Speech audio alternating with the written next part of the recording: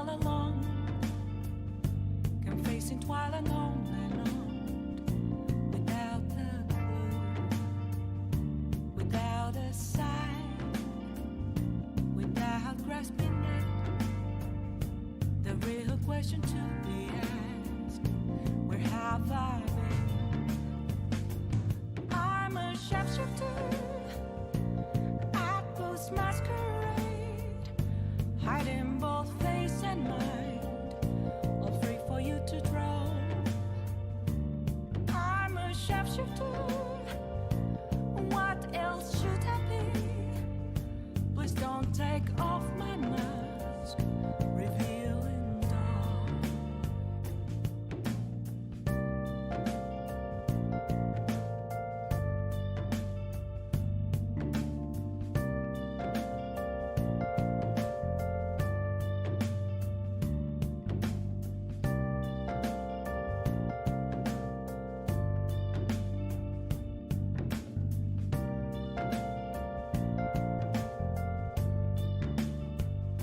Moments of calm, nothing left to be found. A mirror right in front of me, that's where I found an empty glass, reflecting that's a truth.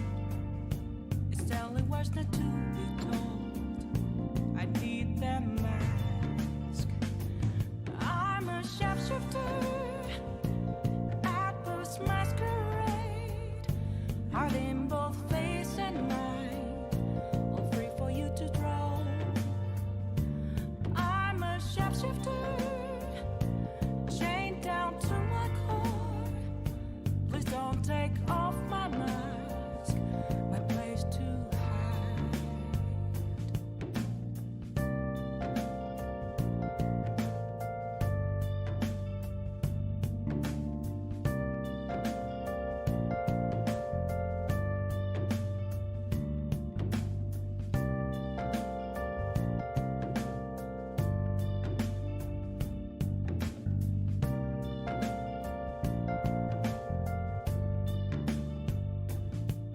I can't tell you how to see me. Just a cage of bones, there's nothing inside. Will it unleash me, burning down the walls? Is there a way for me to break? I'm a sharpshooter at Post Masquerade, hiding both face and mind, all free for you to draw. I'm a sharpshooter, have no face to show. Please don't take off my mask, my disguise.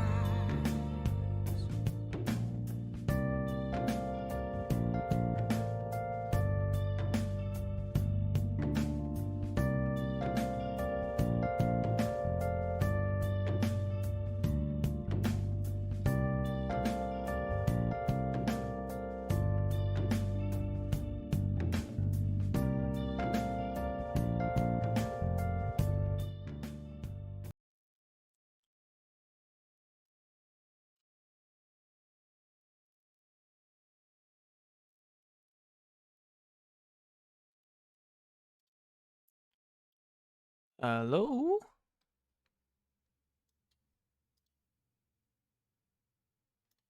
Hold on a second. Am I sounding okay?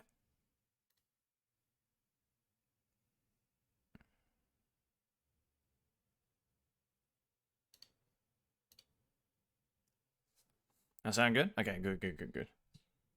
Oh, and my fucking thing just froze. Fuck's sake.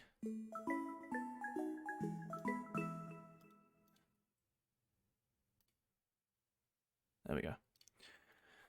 I think I have to get a new,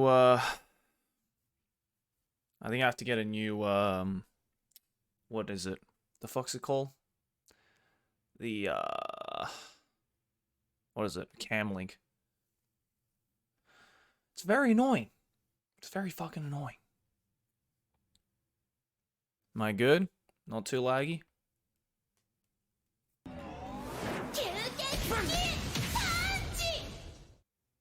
Claire, thank you for the 10 months. Am I sounding good? I'm alright. Whoa, Sato Kazuma, thank you for the 10 gift subs, dude. Holy shit. Appreciate that, dude. Thank you very much. How's everyone doing? Scam train, let's go. Pog, pog, pog. Very nice. Yeah, finally have internet, dude. Finally have internet in my house. I can finally show you guys the angle. I waited 2.5 months for this goddamn internet to come to my house, and I finally have it. Thank God. Thank God. It's so nice now. I don't have to go all the way to the studio to fucking stream.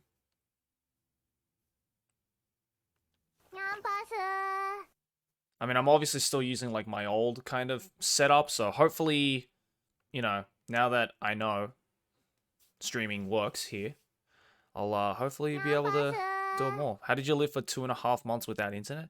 They gave us like this like pocket Wi-Fi to use. Oh, and I froze again. Fuck's sake. Oh, and I'm disappeared. Okay, fantastic. Hold on.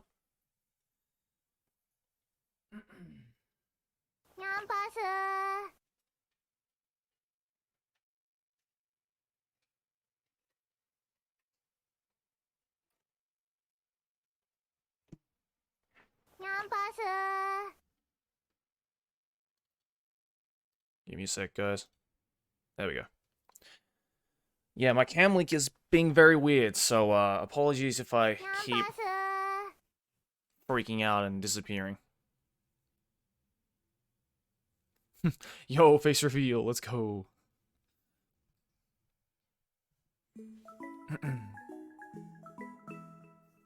Jeez, we're getting a lot of subs here. Hold on a second. Yo, Baron, thank you for the 30-month resub, dude. Appreciate that. Welcome back, bro. And Hanson Waterloo, 27 with the 9 months. Let's go. Let's fucking go. Yo, is that Gaijin Goomba in the chat? What's up, dude? You didn't have internet? Yeah, dude. Japan, being Japan, took 2.5 months for the internet to arrive. Because of the pandemic. Sounds like bullshit. So I finally got it a couple of days ago. Finally got the internet in. So, very nice. Since when are you a streamer? I'm not a streamer. I just stream. Just occasionally. I'm definitely not a streamer. I mean, not with the setup I have here, that's for sure. I feel the setup in the Trash Taste office is a lot more profesh. It's a lot more professional. I'm still using like my old setup. Like I'm still using my old microphone here. So I'm gonna get the proper microphone and like I'm gonna get a new desk and everything and you know, new cam link, all that kind of stuff, so that my camera can just stop being an idiot.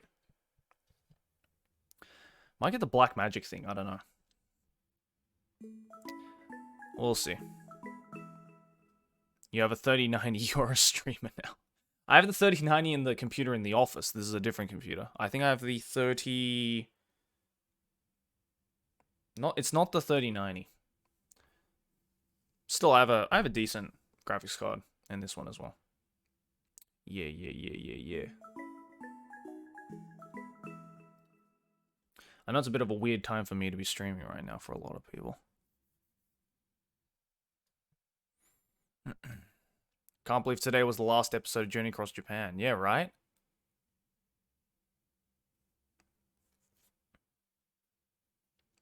Did you guys watch that today? On Chris's channel? Thank you for the subs, guys. Thank you. Just finished watching the Yakuza vid and my heart was pounding for you. Yeah, it's pretty intense, man. Hey, yo, what's up, Baron? Josh, thank you for the 10 months, dude. Why must you be so complicated, Japanese government? Because it's the Japanese government, man. They're never straightforward. You should know this by now. You should know this by now.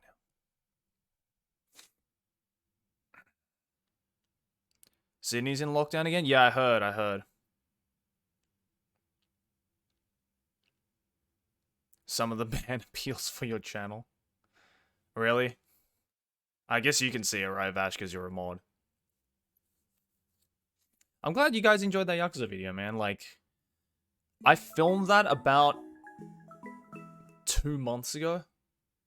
And it just took so long to finally fucking get it up. I'm so glad now I don't have to think about that video anymore. Because, I mean, you know, there's two sponsors in it, and then I also had to, like, work with the actual, like, you know, Yakuza guy, Tyson, who was an absolute bro. He's super fucking cool. Like, I was shitting my pants in the interview, but, like, off camera, good bloke. Good dude. So yeah, so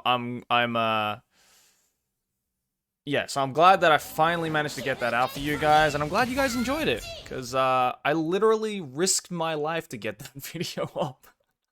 Like, no joke. I deadass risked my life to get that video up, so I hope you guys thought it was interesting or, you know, cool or unique or something. And if you haven't seen it, then hey, check it out after this stream, I guess.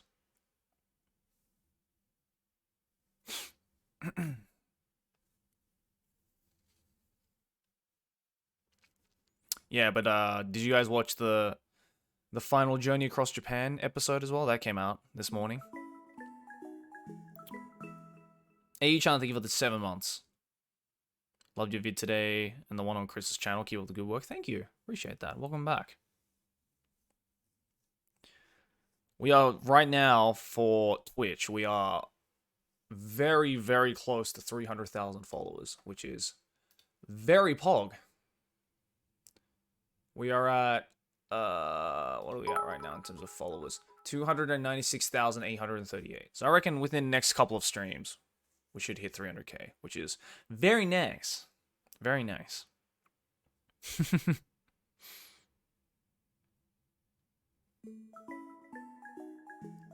I honestly haven't seen one of your vids for 5 years. Well, you should maybe, I don't know, give it a go. I've released a couple of pretty good videos. I've definitely changed since 5 years ago. What kind of videos was I even making 5 years ago? I don't even fucking remember. I was probably still doing Let's Plays 5 years ago. Yeah, but I feel like I've gotten better since 5 years ago. He's got like 3 or 4 more videos now, dude. Yeah, exactly. Just a couple more since then. Just a couple more.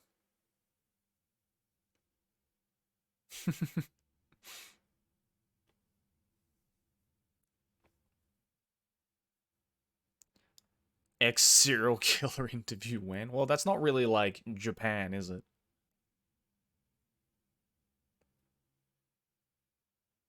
Also, how do you become an ex-serial killer? You can't really undo murder. I think once you're a serial killer, you're kind of just a serial killer for the rest of your life. Time machine, yeah. That's really the only way.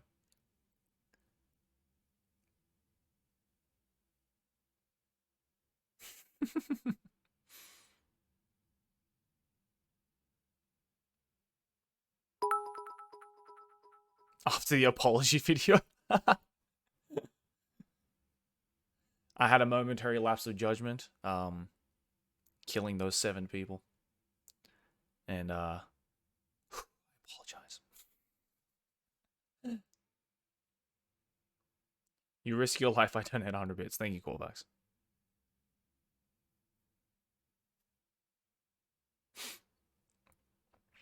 But yeah, I mean, you know, the Yakuza interview was definitely like a kind of a good gauge to see if you guys, you know, like that kind of stuff and, you know, want me to possibly interview like other interesting people in Japan. Thank you, Alan. Welcome back for the 8 months.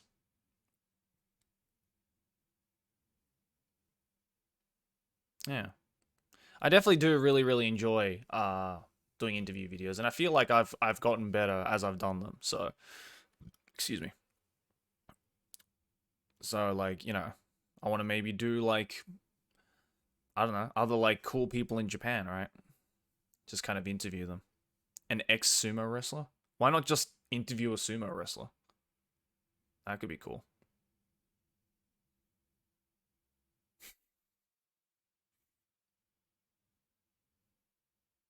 You should play Frank's Adventure. I literally did for a video. I think last year. Music artists? I mean, yeah. Could do an interview with some like Japanese music artists. That could be cool.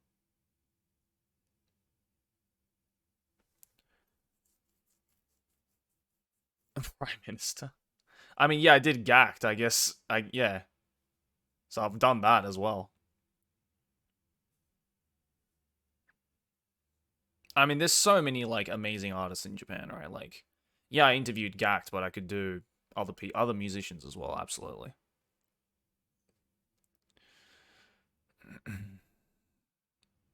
Some gravure idol. Could do a gravure idol. But then again, I've done like a JAV actress.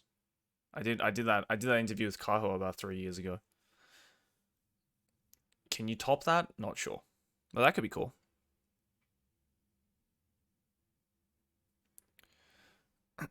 Try interview Araki.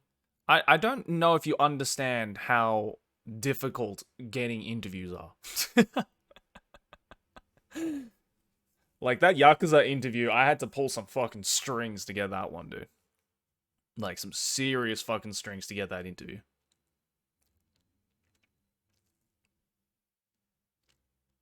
So as much as I'd love to interview Araki or any of these like, really fucking cool insane people, it's a lot of work. A lot of work goes behind the scenes that you guys don't see. Puerto Rican Targo, thank you for the 12 months, dude. Enjoy the gold kitty.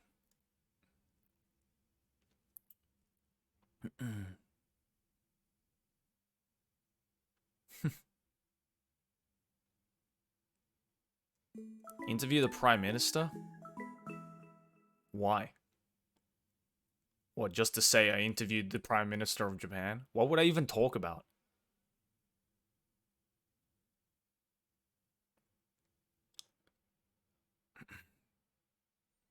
If you can find interesting shops and talk to owners, the business side of Weebdom?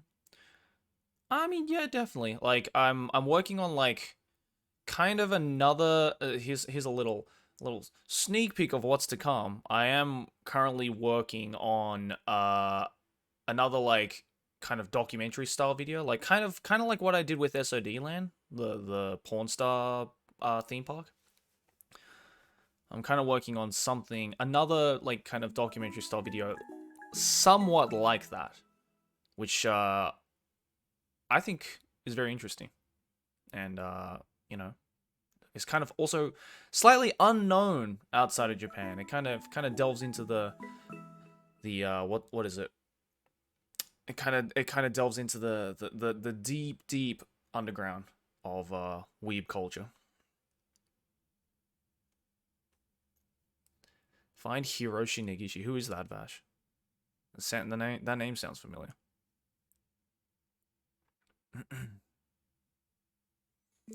So yeah, I don't know. I'm just like trying to find some like cool stuff about like Japan and otaku culture that doesn't necessarily have to do directly with anime, but is like, some still interesting enough and still rooted in and can be traced back to otaku culture in some senses, right? I mean, like, the Yakuza interview, right? Like, not necessarily has to do with anime in any sense. I mean, yeah, I was cosplaying as Tatsu from Where the House Husband, but I feel like the word and concept Yakuza is just like, if you like anime and you like Japan and you like Japanese pop culture, that's just like a thing you just naturally, you know, are interested in, right?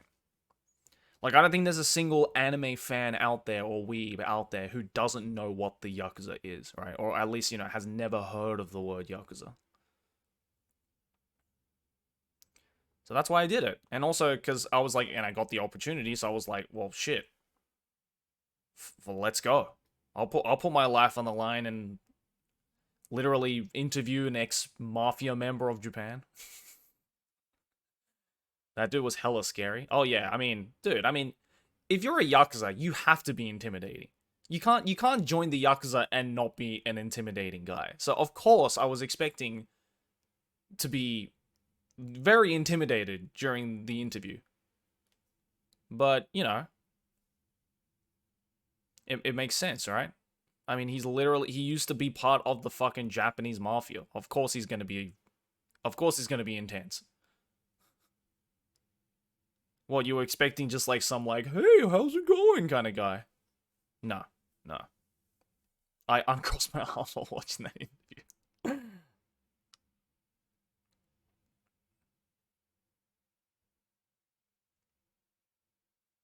It was a cool interview. Cheers, cheers. Are your fingers still intact? I mean, did you not watch the interview? Even Tyson said like Yakuza don't do the whole cutting the pinky thing off anymore. That's a very old thing.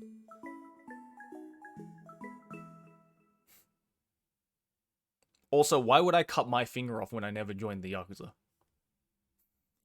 How does that make sense?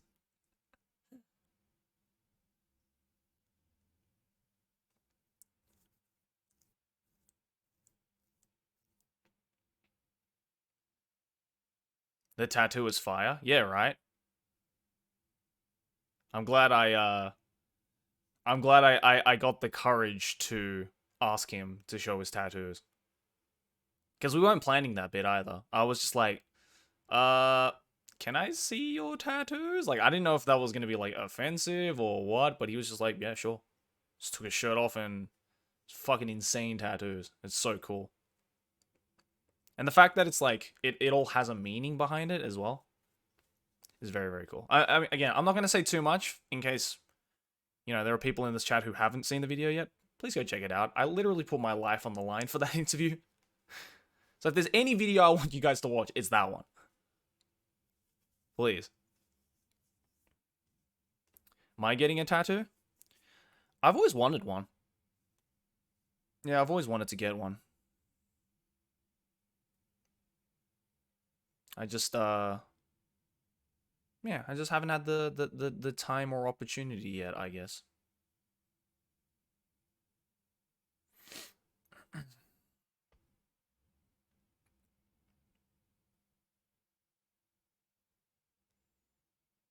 Next time you're in the States, let's get tattoos. Well, I was supposed to get a tattoo actually, because one of my friends living in Vegas, which is like Aki's best friend, she's a tattoo artist. So I thought if I'm gonna get my first tattoo, I'd want to get it from someone who I know, like who I am friends with, who I can trust. So I was supposed to go back to the US sometime, but then obviously, COVID hit, that didn't happen. So yeah. I mean, there's a couple of ideas I have for tattoos, but it's also the fact that I also have to fight the urge to even get it because, like, my mum would probably kill me if I got a tattoo. But yeah, I mean, it's no rush, all right? It's no rush. I can kind of just get it whenever. And yeah, I also really just like onsens. I don't go to onsens too often, but when I do, I'm like, damn, worth.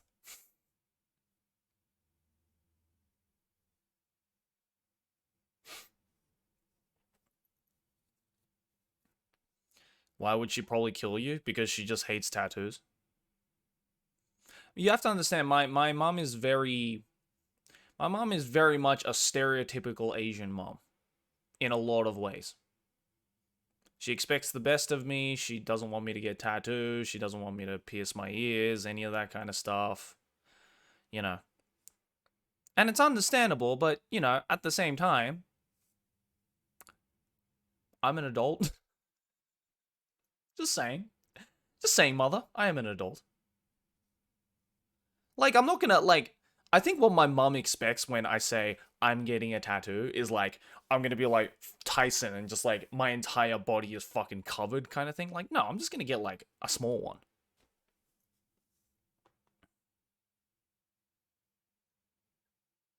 So, yeah. Whoops, sorry. It's like, mother, I am an adult. Do not defy me. I am a grown-ass man. Oh, yeah, I'll just get a tattoo of my mom. There you go. Perfect.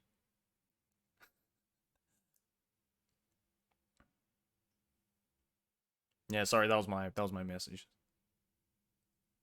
Why am I streaming from my home? Because I finally have internet in my home. I don't have to go all the way to the studio because the studio is like an hour away from me. And also, it is hot as balls outside. Now that the rainy season is over in Japan, it is hot as shit. It's like what? 32 degrees today? And like that's 32 degrees with about like 90% humidity. So, it's like it's 32 but feels like 40 because of the humidity, and it's gross. It's gross as hell. It's like I do not want to go outside. Like we went to the yesterday was Tuesday. It was a trash taste day. If you guys saw on the trash taste Twitter, we were setting up the after dark setup, which hopefully will be done very very soon, so we can do some trash taste after dark streams again. But we were at the office all day today, and it's just like walking from the closest train station to the office is just like walking through hell because it is so fucking hot. And it's like, I don't mind the heat so much if there's no humidity. You know what I mean? Because like in Sydney, where I'm from, Sydney is it has a very dry heat, right? It's like, because it's right near the ocean, right? You get that nice ocean breeze, but it's also a dry heat, right? So there's practically zero humidity. So even if it's like 35 degrees, as long as you're not in direct sunlight, it's not too bad. If you're in the shade, it's not too bad. But here, not only is it like 30 to 35 degrees, but there's a shit ton of humidity. So it's just ridiculous because like even after the sun goes down, it's still mucky and hot. And I hate that. I hate it. I mean, I already hate summer as is. Like, winter all the way. Fuck the summer. But it's also just like, god damn, dude. Get me out of this heat. It's so gross, and I hate it. I fucking hate it. Do you guys have humidity where you guys live?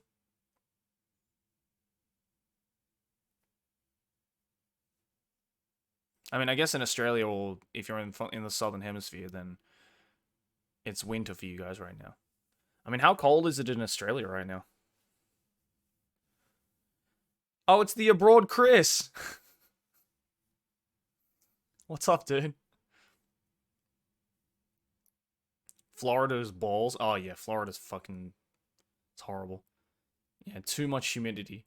Yeah, can we make a spin-off, Chris, of ASO Too Much Volcano and call it Fuck My Life. Too much humidity. It's too damn hot. It's too damn hot. ASS. FML. Too much humidity.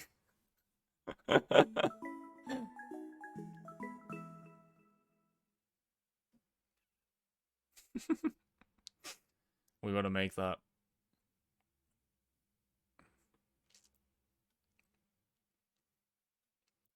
Somebody will clip that. Please. So it's a new song. If you want to do a cover, a summer version of ASO Too Much Volcano, ASS Too Much Humidity.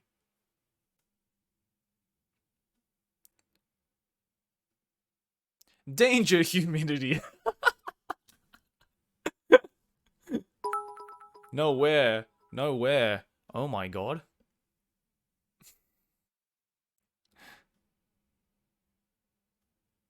No worries, Roaster.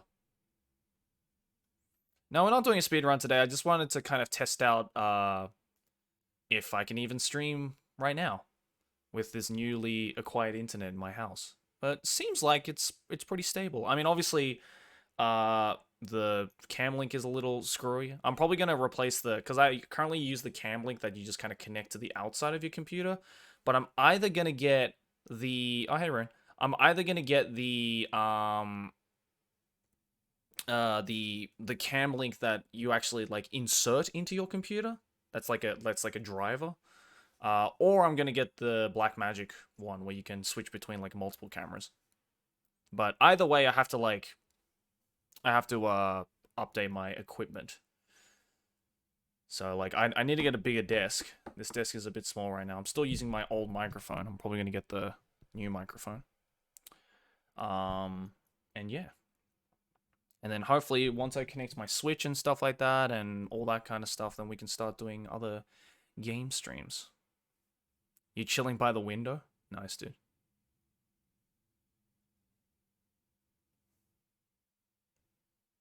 Are you back home right now, Chris, or are you still on the road? I think last time I talked to you, you were still on the road.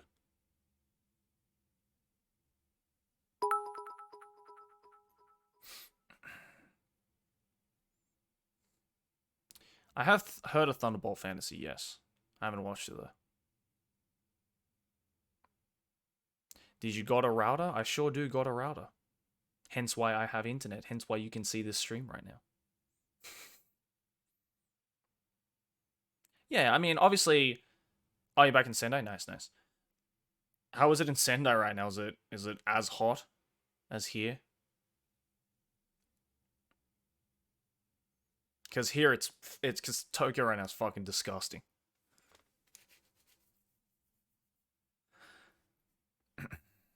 I mean, yeah, like obviously, you know, I'm still gonna be streaming from the office as well when I'm there, you know, or if I'm like nearby, I'll just go to the office to stream. But I'll be able to stream from here as well, which is nice. And like the background's gonna be slowly developed as well. It's gonna be good. Sendai's actually the coolest city in Tohoku. Jealous. Yeah, I do remember it's quite cool up there. I mean, my grandma lives in Miyagi as well, in Sendai, so it's very nice. Yeah, I do, man, I do. I mean, I'm getting my second shot, vaccine shot next week. I'll show you my studio space. Oh yeah, you got a studio space, didn't you? Yeah, I wanna see that, dude.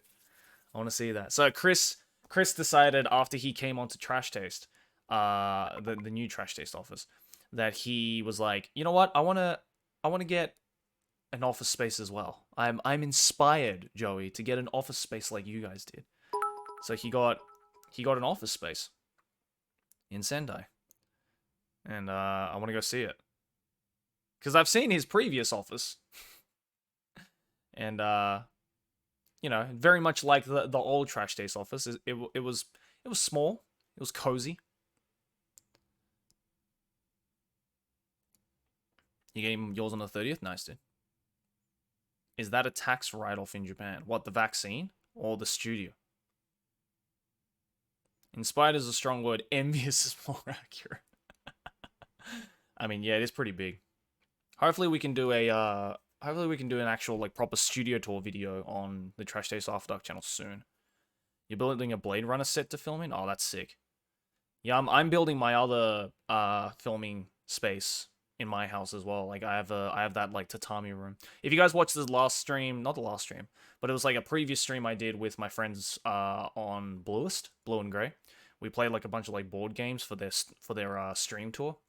That room I want to turn into like, obviously right now that's also a game room as well. Like I'm kind of, me and Araki are building a game room there. But you know, it looks so nice. I also want to use it to like film in as well. So hopefully once that's all finished, then it'll look really nice to film in as well. So I'll have a couple of cool places to film in. Do you watch baseball, Joey? I don't watch it like religiously. I will watch it. I like watching it. I do like the baseball. I actually really want to go like see. Hold on, I'm gonna turn the AC on because it's a bit warm in here. I really want to go see like a baseball game at like a stadium. That's like one thing I want to do after you know I'm all vaccinated up. I'm all 5G'd up. Is I want to go to a baseball game in like a proper stadium if they're doing it. I don't know if they're actually doing it right now because Japan actually just went back into lockdown today. Classic Japan. Olympics is about to start in a week, and they're like, you know what? the country's not quite vaccinated up. We should probably lock down. And everyone's like, very good, Japanese government. You fucking idiots.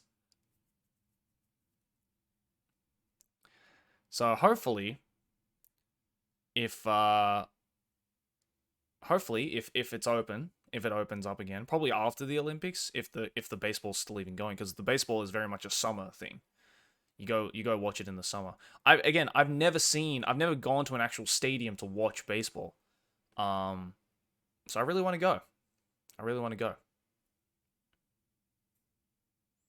On a scale of 1 to excitement, how excited are you for the Olympics? Oh, Chris, you know me. I love me my Olympics. Hell yeah, let's go. I love Olympics. I mean, look. Let's be real. Can we be real here for a second? How many people are actually excited for the Olympics? Like, how many people are actually excited for the Olympics? Like no irony. Like, not even like ironically watching it. Who actually is excited for the Olympics?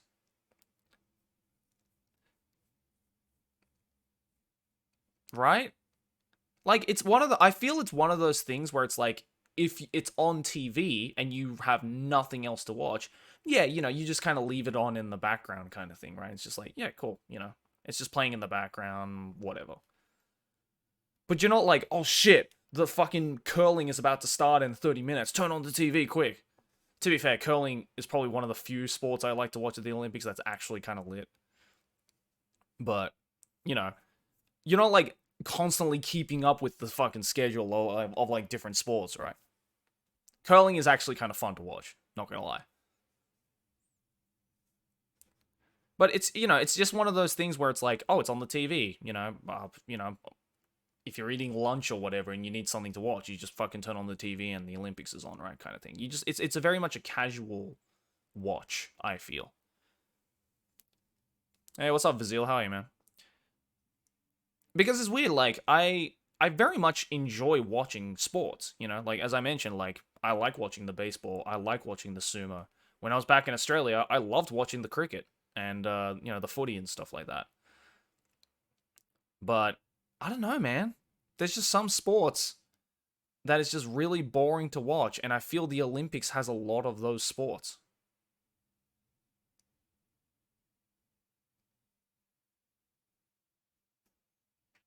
You know what I mean?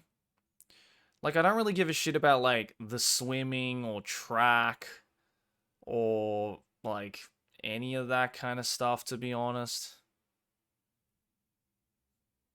Man, all of you saying volleyball are a bunch of horny fucks. I'm just saying. Especially if you're talking about the women's volleyball. I know what you're getting at, alright? I know what you're getting at.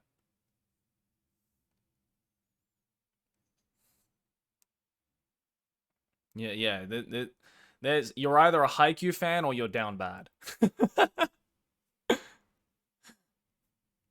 Like, you know what's weird? It's like, I don't know. Like, for example, I grew up playing a lot of tennis. But I can't, and I'm pretty sure I've talked about this on the podcast. I grew up playing, like, tennis a lot. Like, I played tennis for, like, 10 years almost.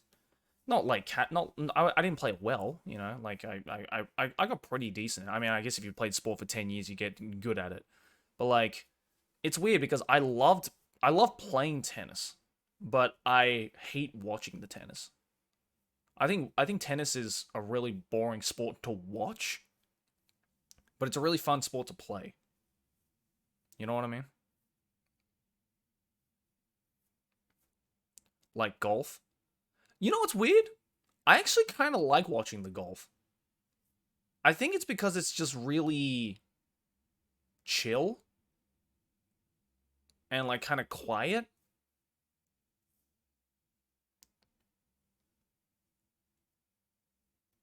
I don't know.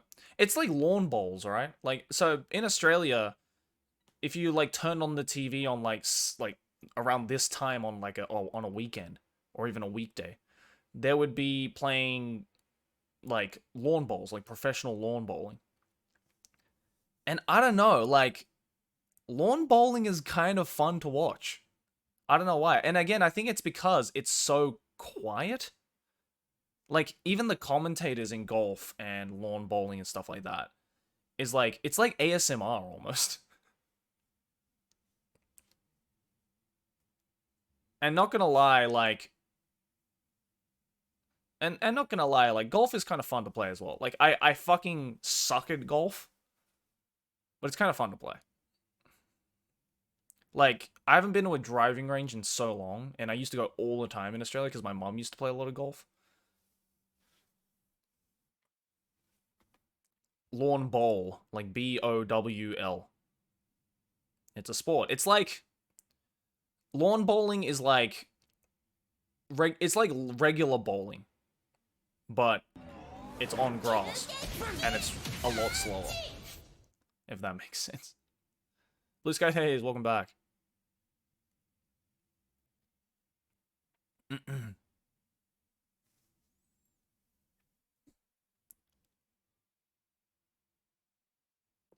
What's my favorite sport? To watch or play? To play, it's probably tennis. To watch? To watch, it's probably cricket. Cricket or sumo is my favorite sport to watch.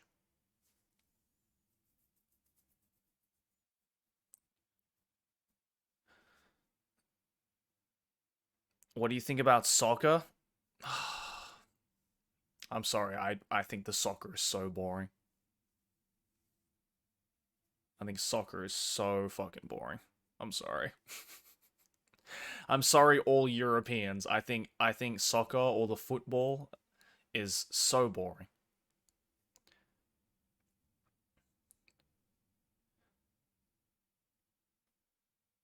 Like, you guys say cricket is slow. No, the fucking soccer is slow. The soccer is goddamn slow, and like, just like, the few exceptions of like these like soccer players, purposely falling over and being like, oh, my shin, just to get a penalty kick is like, dude, there is like almost no sportsmanship in this sport.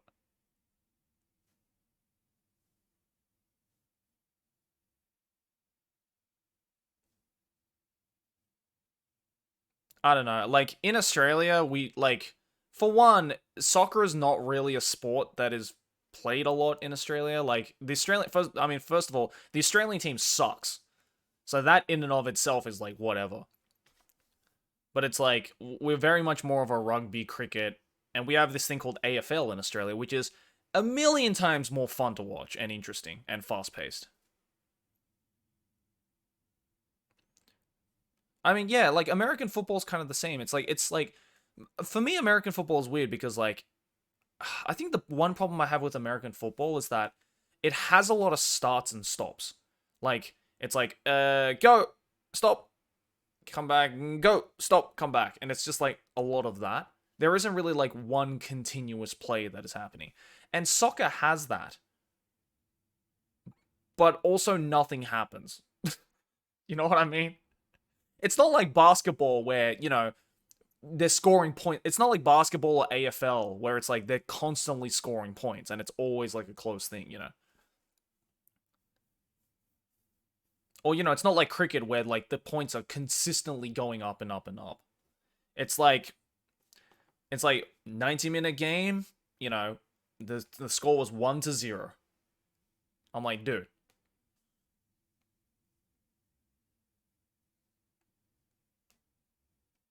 Basketball is really fun to play, but it's also really fun to watch. Because again, it's so fast and it's like you're constantly scoring. There's constantly some kind of action happening. Whereas with soccer, it's very much like a game of chess. It's like you very like slowly figure out patterns and ways to get around the defense to finally score, right?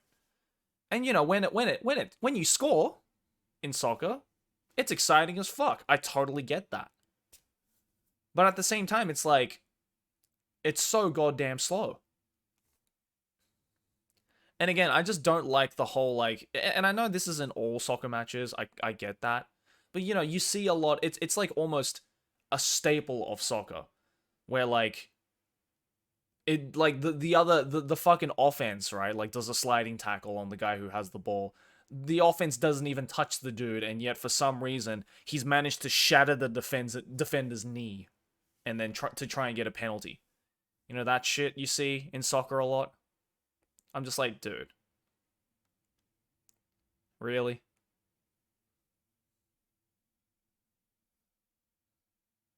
Tackle theater. That's a really good way of saying that. Yeah, tackle theater. It is tackle theater. And I'm just like, guys, it's like, are you so desperate for the win that you're literally gonna be a little bitch about it and like be like, oh, he hurt me even though he was about 2 meters away from me? Meanwhile, rugby players, AFL players, they're getting fucking destroyed.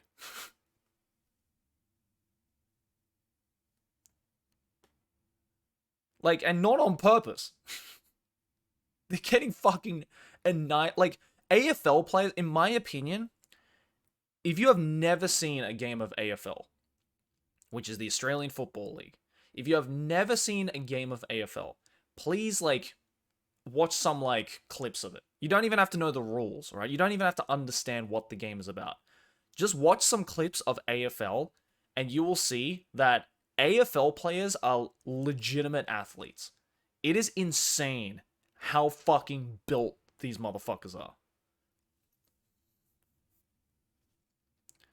Like, not only do they have to not only do they have to kick really hard, tackle really hard, jump really high, and run around a shit ton. Like, they have to do all of that in, what is it, like a 2-hour game. It's brutal, dude. Like an average AFL player, I think I read, in an average game of AFL, a player will run, on average, 20 kilometers. Or something like that. Some insane fucking distance like that.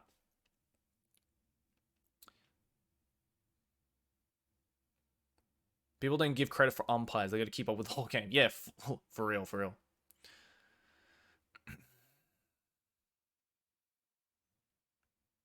Yeah, and like, yeah, no, totally. Ice hockey is the same, except on ice. I agree.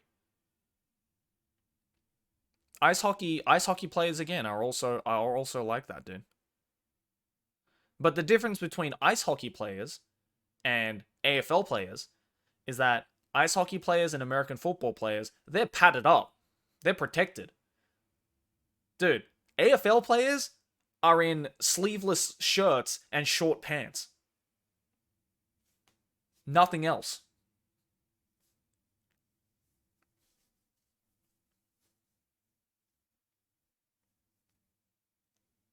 It's brutal. It really is brutal. Their pads are their muscles. Yeah, exactly. AFL is the ultimate Chad sport. Exactly. If you're not an Australian watching the stream right now and you've never heard of AFL, which is the Australian Football League, go on YouTube and just look up clips of it. You don't even have to know the rules. Just watch how the game is played. Watch how these fucking players move and can run and can kick. Some of these motherfuckers can kick like over 100 meters, like no problem. It's like, it is like an actual athletic sport.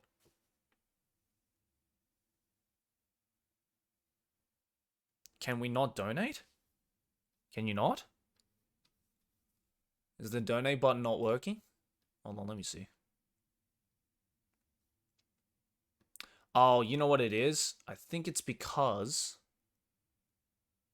I think it's because... Give me a second. Let me try and fix that. I just noticed some of you guys were trying to donate.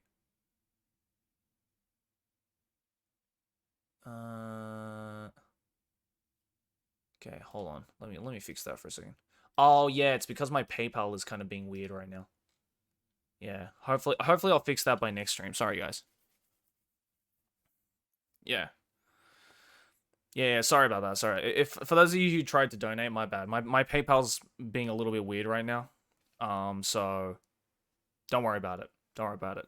Save it for the next stream if you must. Don't worry about it, man. Save it for the next stream. Buy yourself something nice. I'll probably have that fixed pretty soon. So hopefully by next stream the donate button should be working.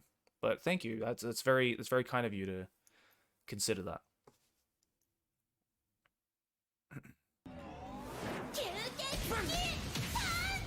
Top, welcome back for 13 months, dude.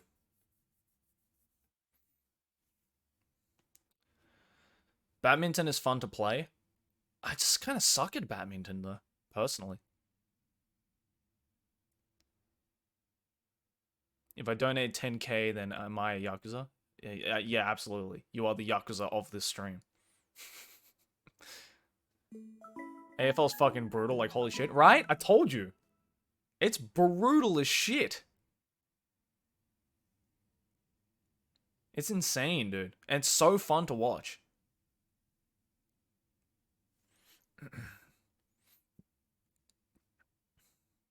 Yeah, I don't know, man. Like, I think this pandemic has kind of made me realize how much I almost miss playing sports. I mean, I haven't, admittedly, I haven't really, like, played a sport since probably around, like, middle school, maybe.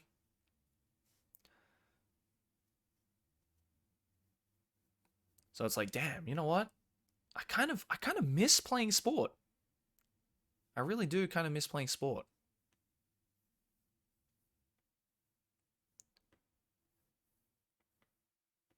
HBK. Wait, hold on. How the fuck do you know about the HBK? Did I? Oh no, it's because I talked about it in the I talked about it on the podcast. That's right, dude. We've said so much shit in the podcast. I deadass don't even remember what I said and what I haven't said.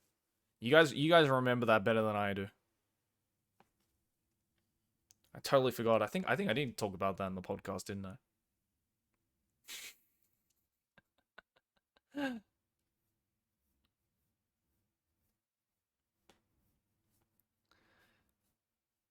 The HBK was this. It's so cringe. It was the name that the school, our year, gave to like me and my group of friends. HBK stands for the handball crew. We didn't give ourselves that name, by the way. Other people in our year gave us that name because we were the only ones that were still playing handball during high school. And we were just like, all right, I guess we're that now. HBK.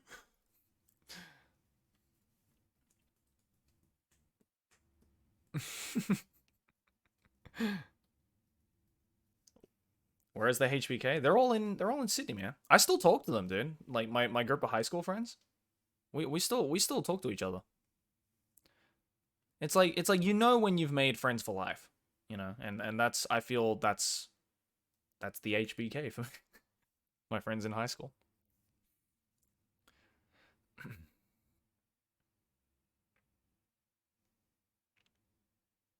I mean, yeah, we embraced it. Because we were like, yeah, HBK, yeah.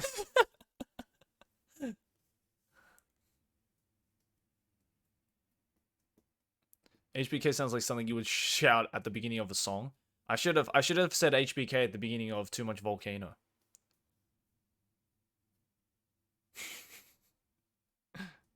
We're like, HBK?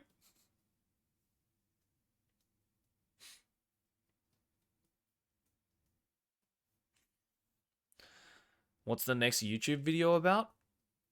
I mean, I just uploaded one today. And since the next one will probably just be a monthly otaku because we're approaching the end of the month. Fuck, it's almost the end of July, dude. Where's this year gone? Where's the past 2 years gone? It's actually ridiculous that we're more than halfway through 2021 already. It's insane. Like, like that thing where, like, your parents would be like, oh, man, just every year goes by faster and faster and faster. And as a kid, you're like, what the fuck ever, old people. Can't relate. Because, like, when you're fucking in your teens, you're just like, dude, it's like, whoa, it's all like an entire year has gone by. Oh my god, it feels like 10 years have gone by. I am now that I'm in my mid 20s, I am finally starting to understand that, like, yeah, each year does go by faster and faster. It's kind of is, I mean, it also makes a lot of sense though, right? Because as each year goes by, a year relative to your entire life gets smaller and smaller and smaller, right? Like when you're 10 years old, a year feels like a really fucking long time because it's a tenth of your life. But when you're 30, a year is only a 30th of your life, right? It makes sense. How old am I right now? I'm 26 right now. In about 2 months, I will be 27. Yeah. I don't know. It just doesn't feel like every time like my birthday comes around, I'm just like, man, I'm at that age that I never thought I would be. Because when you're like 15 or whatever, when you're like in high school, you can't imagine yourself at 27. You know what I mean? You can't imagine yourself at that age. You're just like, wow, me at 27? That's like 10 years from now. If I'm 17, it's like, that's 10 years from now. I can't fucking think that.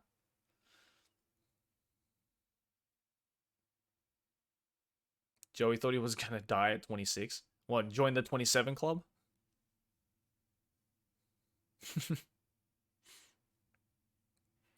I am a Libra. I am a Libra, yes. Like, it's hard to just, like, think that, like, oh, shit. I have, like, I have, like, a decent number of friends who are in their 30s.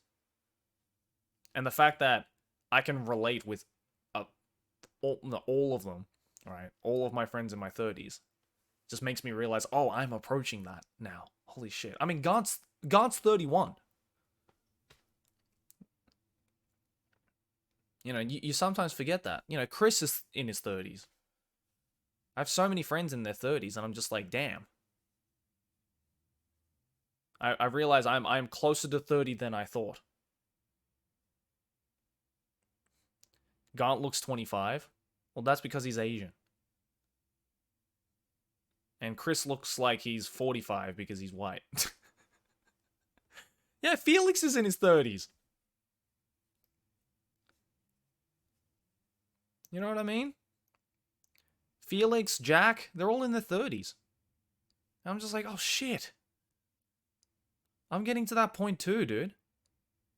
Yeah, Connor looks like he's approaching fucking 40. And he's younger than me. Connor's still 24. He looks like he's 34.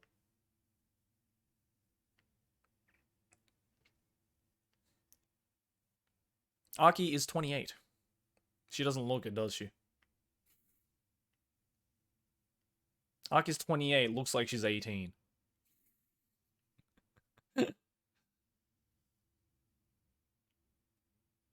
Yeah. Right?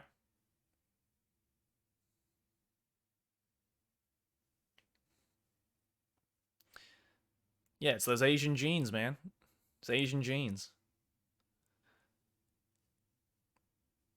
To be fair, I very much fluctuate in the age that I look depending on how much of a beard I have or don't have. If I have a beard, I look older than I actually am, and if I don't have a beard, I look like I just fucking graduated high school. Like, I don't think very few people have actually correctly guessed my age when they meet me for the first time. If I have, you know, a full face of beard, they think I'm like in my 30s, like early 30s. And if I don't have a beard, they think I'm like 20. I've never looked my age though, to be fair. It's those half Asian genes, dude. It's the white in me and the Asian in me battling it out to see which one's more superior.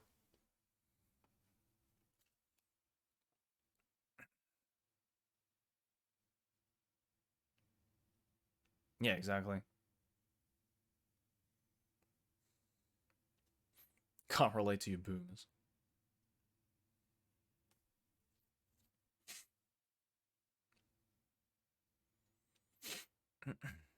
Which one is winning? I don't know. You tell me. Do I look white or Asian? Or somewhere in between? Most people have said I don't even look that. I look either Indian or Mexican. I get that a lot.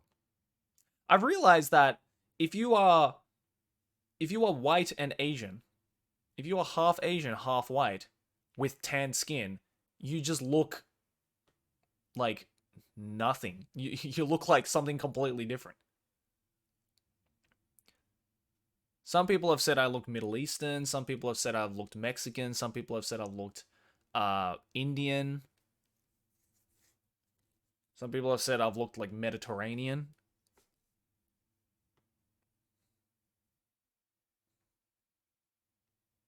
You and Sydney are the same age. No, Sydney is younger than me. Sydney is, I think, same age as Connor.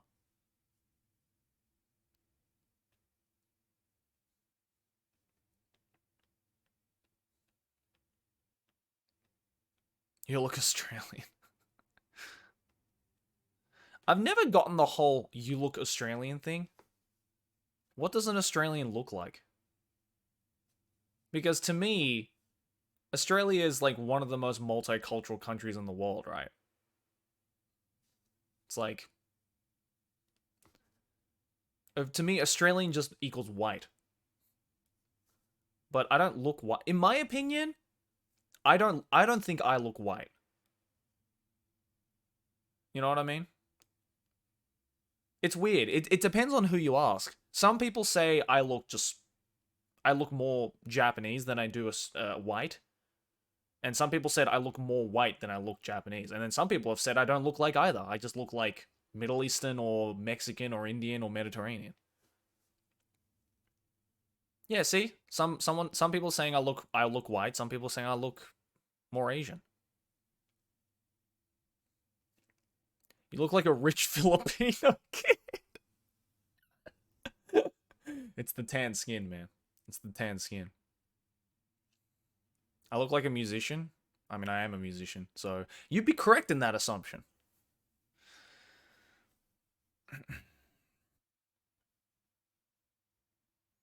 You look normal. What does that mean?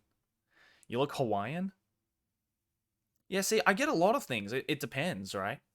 I'm not like, I don't look like one thing. Depending on who you ask, I can be any race, essentially. Other than fully white, fully Asian, or fully black. It's like anything in between, someone has said that I look like. They're like, oh, you look Southeast Asian, you look Asian, you look white, you look Mediterranean, you look Mexican, Indian, Middle Eastern, Mediterranean. I don't know what I look like. You look British? So white.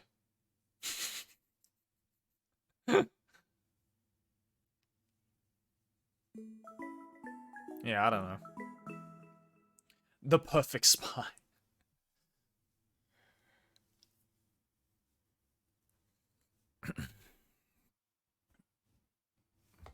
EU skin.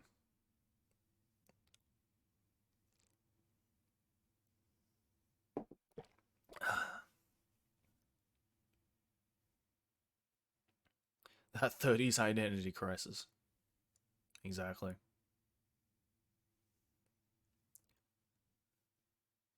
You look like a Cauc Asian. I've never seen anyone split the word Caucasian into Cauc and Asian. I don't think you need a hyphen in Caucasian. I think it's just one word. Just Cauc. I look Cauc. Cauc as fuck. Crossfire, thank you for the 13 months, dude. Welcome back. You look like you took a piss during an important press conference. Hell yeah, I did. That's called a power move, brother.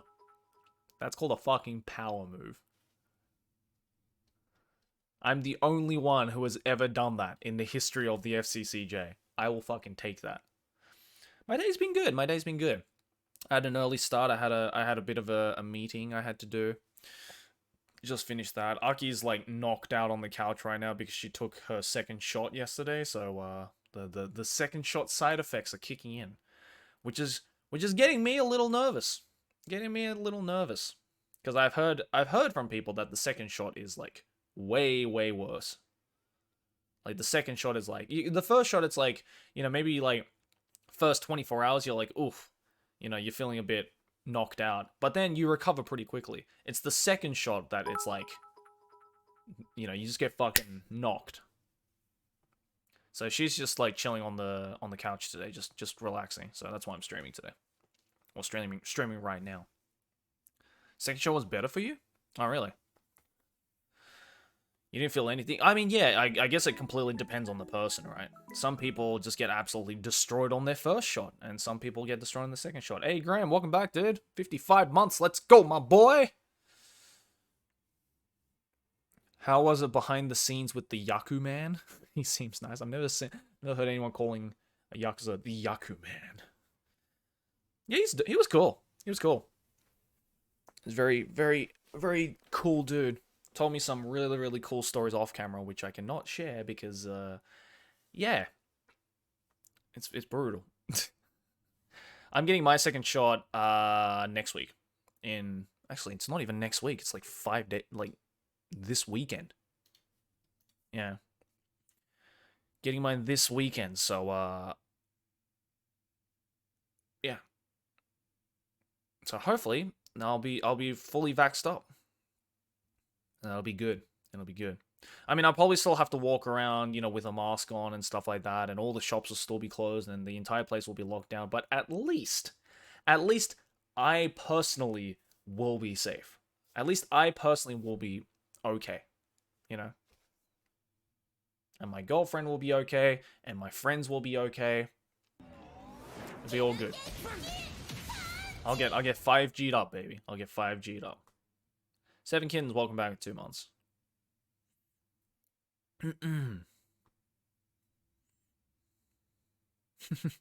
Gotta flex those microchips, exactly. Well, yeah, I mean, safe as in, like, you know, I'm not gonna fucking catch it unless it's the Delta variant. I don't even know if, yeah, I don't know if the Delta variant's in Japan right now.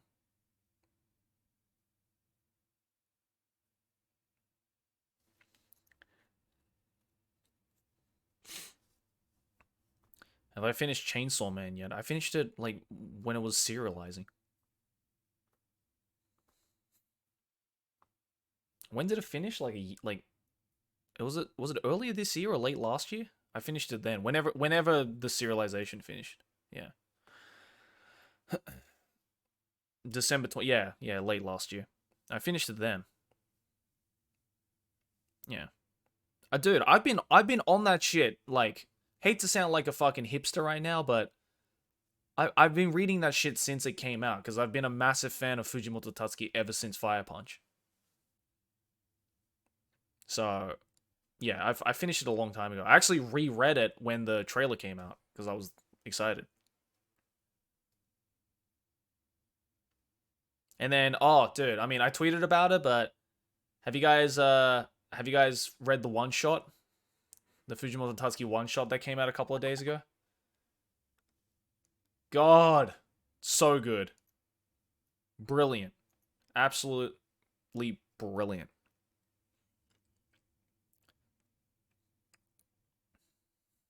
Very good. It's very good. Probably going to talk about it in next week's monthly otaku collection. Going to give my thoughts on it. But if you haven't read it yet and you enjoyed Fujimoto Tatsuki's other stuff, you know, like Fire Punch, Chainsaw Man, it's very different to Fire Punch and Chainsaw Man. Definitely a lot more like I'd say if I had to kind of compare it to like another style, I'd probably say it's closer to like more Inio Asano style of storytelling, I'd say. Like, I think the way I found out about it is because I follow Inio Asano on Twitter. And he retweeted it saying that it was fucking brilliant. So I was like, well, fuck. If Inio Asano says this is brilliant, then it must be brilliant. And I read it and I was like, God damn, you're right. This is brilliant. So yeah, and I can definitely see how it got the praise from Inio Asano, because like the way of storytelling is very very Inio Asano for sure. It's called Look Back, I think. Yeah, I think it's called Look Back. And if you're an artist, like someone who draws, definitely recommend, especially. But even if you're not an artist, I mean, I'm not an artist. I can't draw. But still brilliant. Yeah, look back.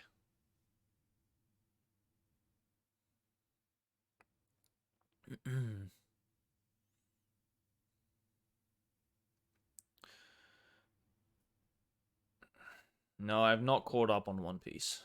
I was actually talking about this with a friend of mine the other day.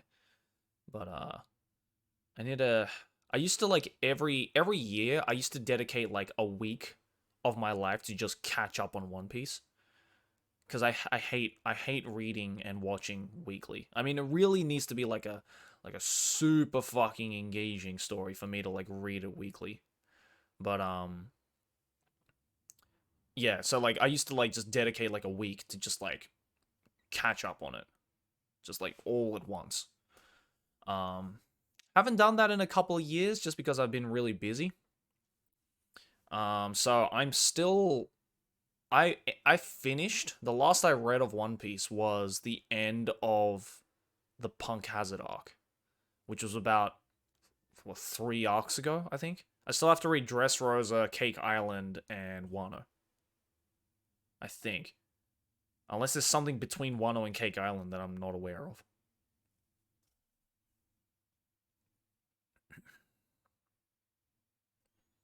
But yeah, I think it goes Punk Hazard, Dressrosa, Cake Island, and Wano.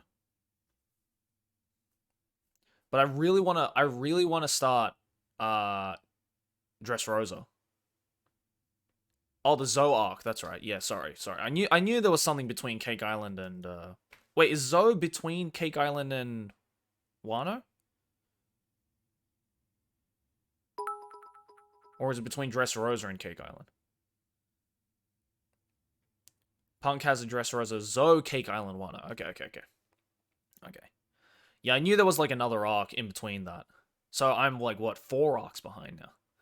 But I really want to watch or read, whichever. Doesn't really matter to me.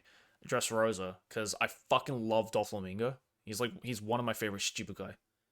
Like has he's always been ever since I first ever since you first see Doflamingo, I was like, yep, favorite stupid guy, hands down.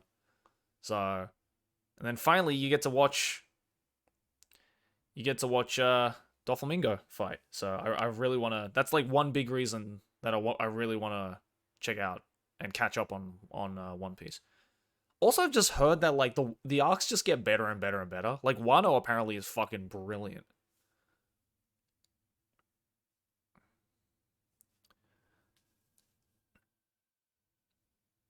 I mean, Wano now is like, doesn't the Wano arc have like multiple arcs now?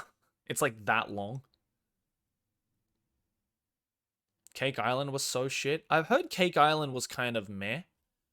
Like people who liked Cake Island really really liked it, but a lot of people are kind of just like with Cake Island. Cake Island is also the Big Mama arc, right? I think it's called.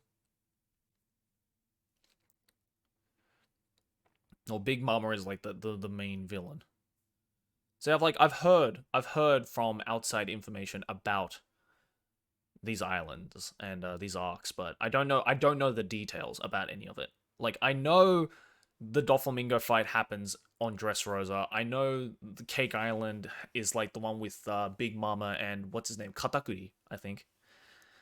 And like apparently the fight between Luffy and Katakuri on Cake Island arc is like insane. See, I know this information, but I don't know any details whatsoever.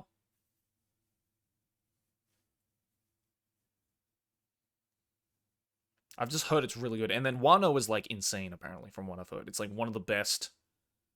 It's one of the best arcs in One Piece so far. Which is kind of insane to think, isn't it? That like a show that has been going on for almost 100 volumes now is like just now peaking. Like it was already good and it's still peaking. Like that's nuts. It's not until you know what's weird? It's not until I realize it's not until I actually start talking about One Piece that I realize I'm actually a massive One Piece fan.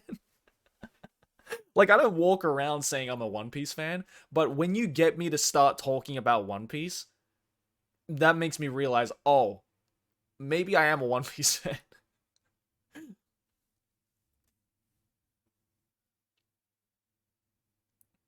What's No, I will. I definitely want to, and that's again, that's another reason why I want to catch up on it, right? So that's another reason why I really want to catch up on it.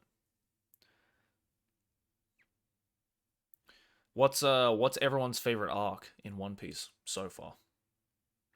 Obviously without giving spoilers. What would you say is the best arc in One Piece? Wano? Marineford, Water 7, NES Lobby. Yeah, for me, I mean, obviously I haven't caught up to it, but for me, so far, having read up to Punk Hazard, I'd still say Water 7 is my favorite arc. The Water 7 arc was so good. So fucking good.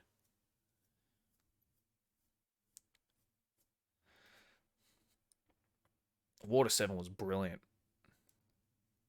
I mean, really good arcs, you know, all around. The Marineford arc was pretty good as well. Wait, which one's the Marineford arc? Is that the one after Impel Down? I always get confused around there. Which one is which? Marineford is the one with Ace, right? Yeah, okay. I feel the Marineford arc was only... I feel the Marineford arc got goated, obviously because of the whole Ace and Whitebeard scene that I'm obviously not going to go into details about if you haven't seen One Piece. But I think it's because, in my opinion, Impel Down was just so goddamn long and like kind of boring. Like it was good, but I'm just like, come on, Luffy, hurry up, come on, come on. You're like teasing us to the fucking Marineford arc. Like, come on, hurry up. Like the only thing, in my opinion, the only thing that made Impel Down worth was the fact that Crocodile came back, and I fucking love Crocodile. Like, Alabasta was so goddamn good because of Crocodile. He's such a cool fucking character. He's so fucking cool. And obviously, you know, Mr. Two and is it Mr. Two? Yeah, Mr. Two as well. It's like Mr. Two and Crocodile like made Impel Down. But if Mr. Two and Crocodile didn't come back in Impel Down, it just like I feel it would have been my least favorite arc.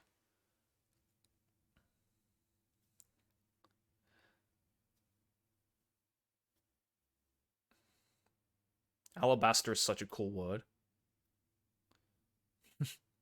Yeah, Bon Clay is a fucking awesome character.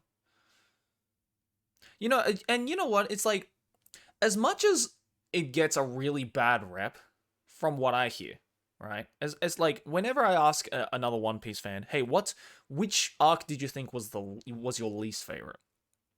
I get a lot of people saying Sky Island. And I think it kind of gets too much of a bad rep. Like I think Sky Island, yeah, it wasn't like solid, but I mean, there's still a lot of really good parts in Sky Island.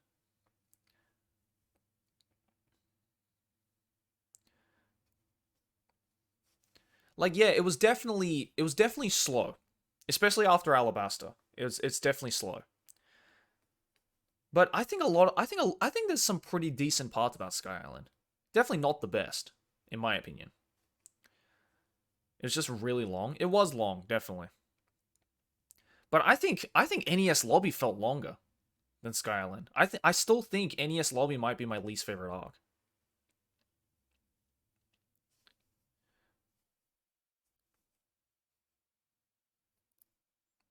Orange Town? Is that the one with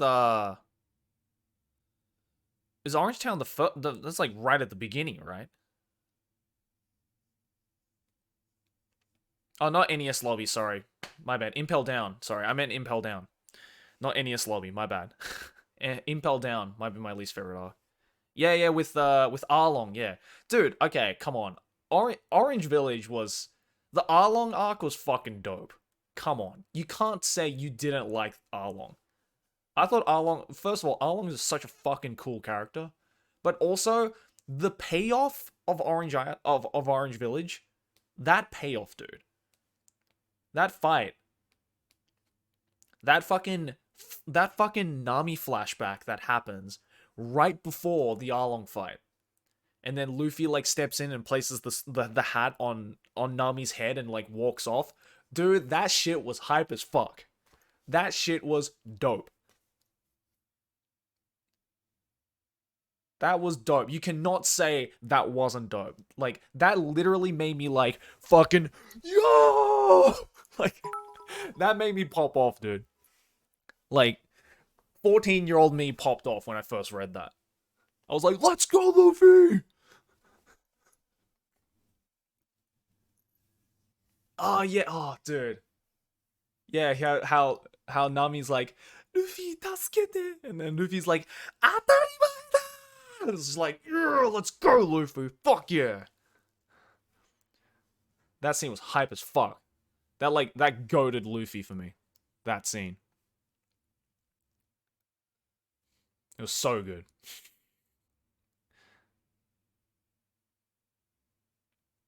Yeah, the walk to Arlong Park. Yeah, dude, that was goated. Again, man, I've realized the more I talk about One Piece, the more I realize I am, in fact, a massive One Piece fan. There's a reason why it's been goated, man.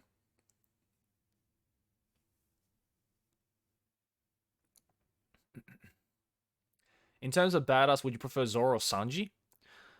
That's a good question, man. Probably say.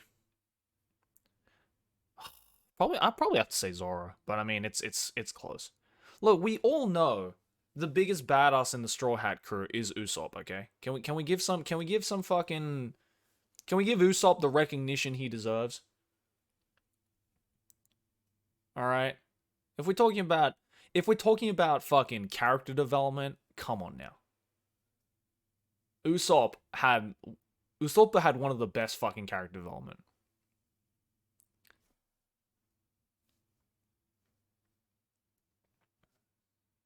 I fucking love Usopp, man.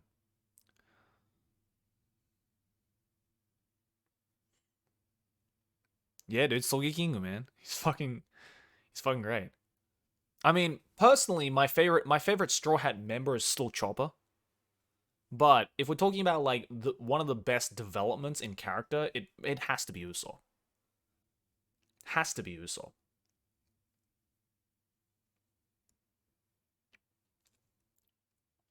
Yeah, Chopper will still always be my favorite, just because he's fucking Tony Chopper, dude. But come on, you got to give some recognition to Usopp. Come on.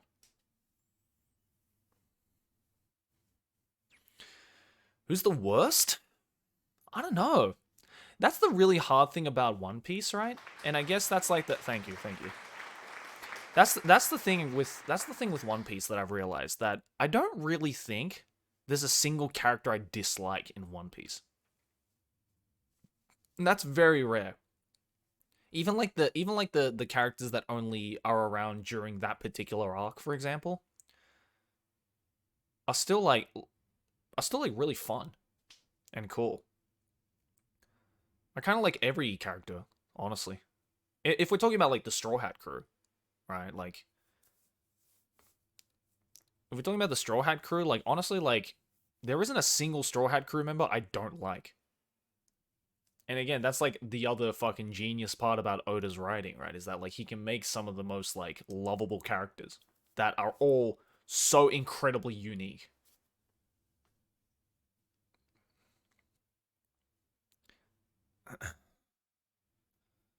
Like I think it's really telling when if you ask any One Piece fan who their favorite member of the Straw Hat Crew is, you'll almost get all of them. Like at least each member is going to be mentioned at least once, if not more, right? I think that's really telling. There isn't like a single solid like yeah, this one is like the universally best character and this is the universally hated character like in a lot of other anime. There's always like One Piece doesn't have like there is no like Sakura of the One Piece like of the One Piece world. You know what I mean? Like of the Straw Hat Crew. Like with Naruto, for example, there was always fans of Naruto, there was always fans of Sasuke, and then there were Sakura fans. If you're a Sakura fan, like what the fuck? She's literally the worst. But One Piece doesn't have that. One Piece doesn't have that. Like literally every character, every fan of every character is like, hell yeah, dude.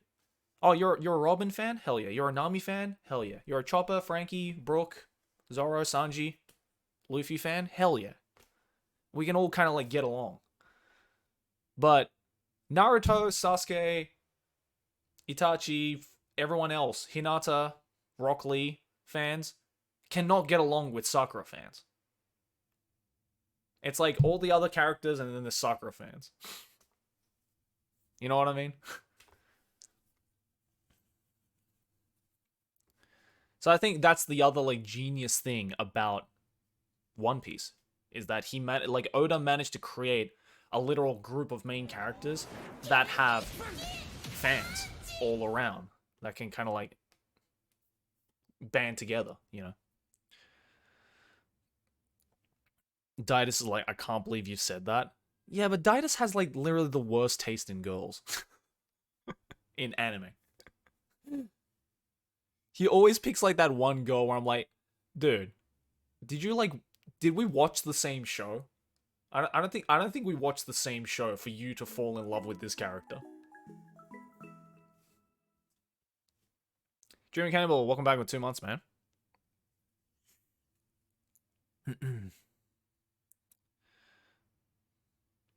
I should make a One Piece video. At this point, what can I say about One Piece that hasn't already been said? Like seriously. What could I possibly say or do to add to the conversation of One Piece? Other than just say how awesome it is. I mean, everyone knows it's awesome. There's literally nothing else I can talk about when it comes to One Piece that hasn't already been said. Other than, like, I don't know, interviewing Oda. Which is never gonna fucking happen because he's too busy writing One Piece, obviously. That's literally the only thing I can do at this point. Like, it's a show that's been talked about and dissected to absolute shit that there is literally nothing I can say about One Piece that hasn't already been said. Every character has been dissected to shit. Every scene has been dissected to shit. Every theory that of the next chapter and the next arc and, you know, the final ending of One Piece has already been explained and discussed. There's like literally nothing else I can do with One Piece. Other than, again, interviewing, you know, the voice actor of Luffy or the voice actor of Zoro or any of the voice actors, or, you know, God forbid if I ever get to like fucking meet Oda himself, which again, probably not gonna happen because he's never shown his face. He doesn't go on interviews. He doesn't do interviews because he's too busy fucking drawing One Piece every week. So understandable. Have a nice day.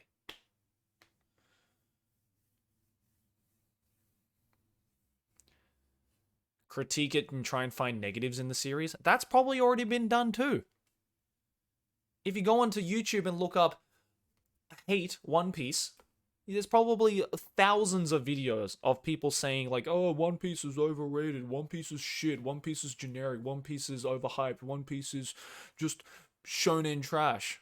Any kind of legitimate or non-legitimate criticism about One Piece that you can make, someone's probably done it. Let's be real. Someone's already done it. And again, that's why I don't talk about popular series.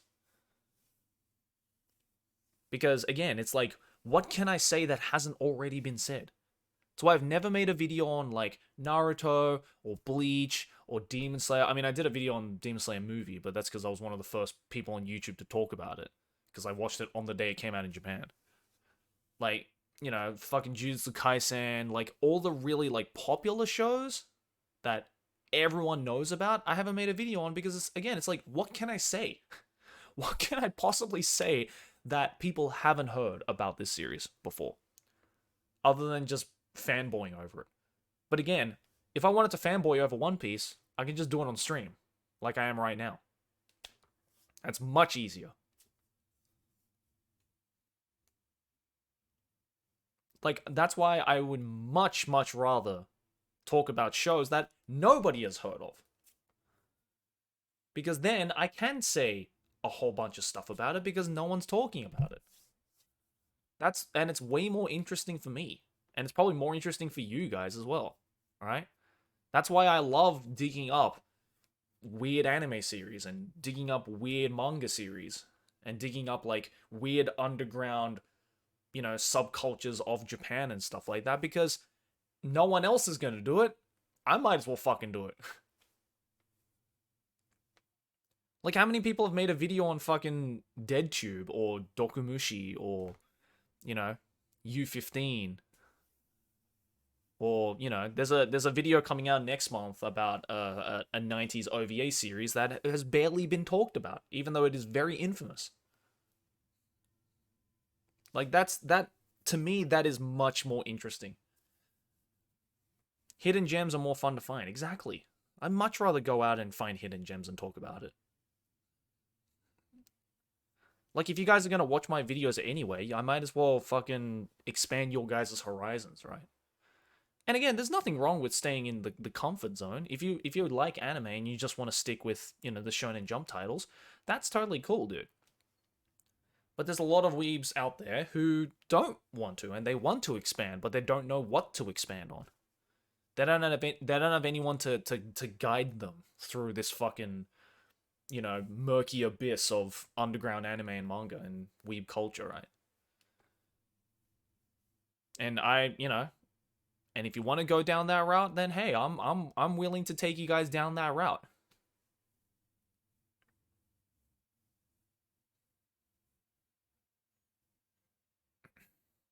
Have I heard of Kaiju number 8? Yes, I have. I've been reading that ever since it came out as well. That's also brilliant. I think I talked about Kaiju number 8 in a month of Otaku.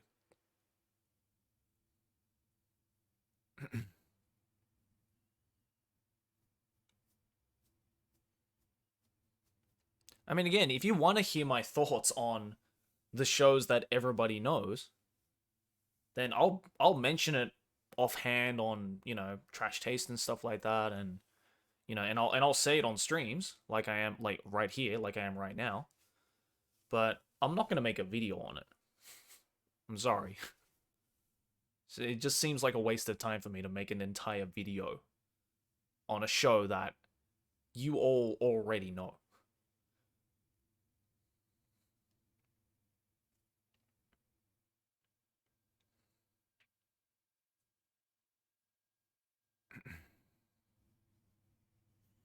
Yeah, Jojolion's ending, isn't it? I gotta catch up on that. I'm a couple of volumes behind.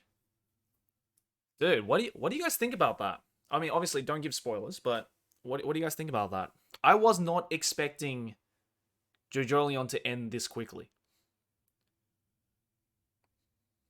Not Jojo, just Jojolion Part 8. But I mean, I don't know. Do you reckon there'll be a Part 9? Cuz Araki's already like in his 60s.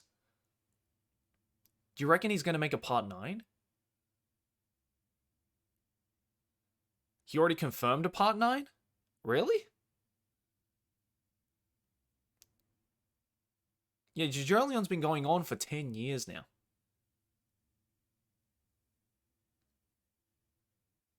But part 9 will probably... Oh, so there is going to be a part 9. Okay, if that's the case, then part 9 is definitely going to be his last one.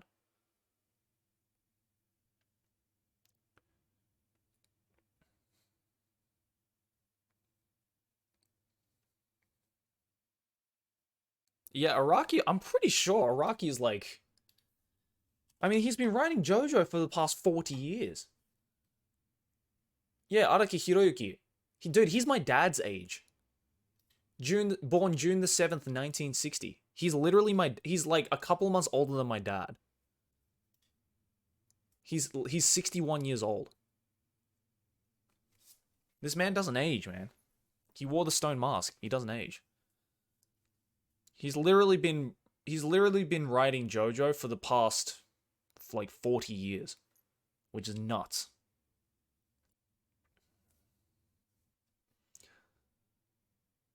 So yeah, I reckon if he is doing part 9, then that's good. Hell yeah. But yeah, I don't know. It's again, I don't want to talk too much in detail about part 8 in case you guys haven't read part 8. Not my favorite part, definitely. Not my favorite part. It's very different. Very, very different to any of the JoJo parts that he's written so far. And it's like, how could you be any more different than fucking JoJo? But like, part 8 is super interesting. I don't know if I like it or not. I mean, obviously, I'll reserve my full judgment on the part once it's actually finished and once I've finished reading it. But yeah, it's I don't know.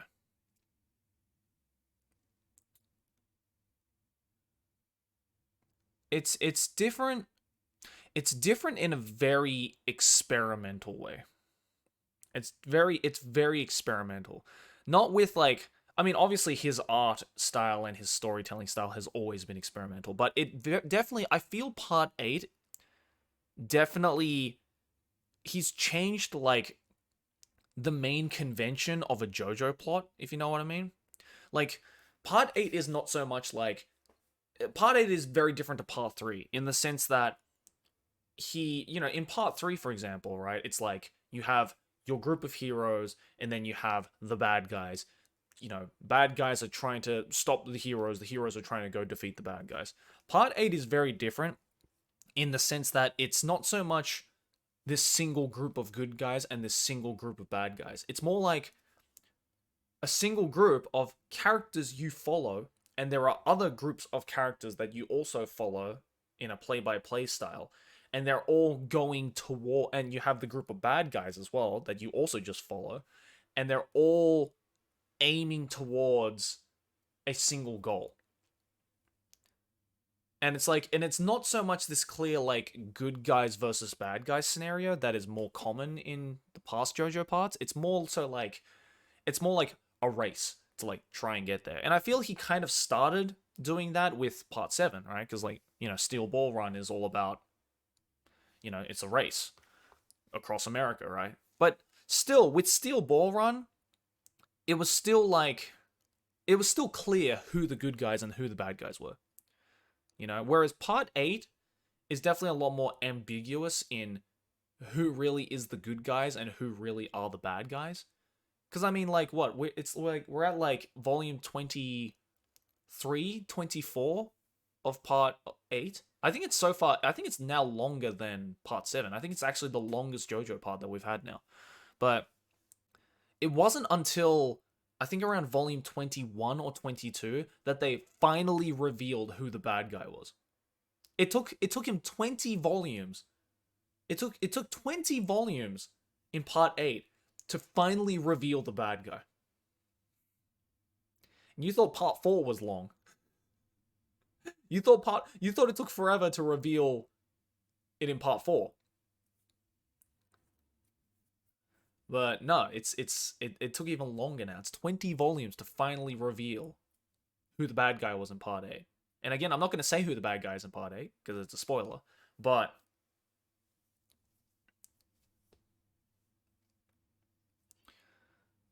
yeah, it was very unique, very interesting. But yeah, I think now it is actually the longest JoJo part now, Jojo Leon. Even though it's going to end next month, it's still longer than part 7.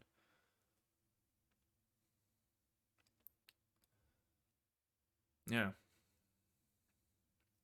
That's why I hate part 4 because it took way too freaking long.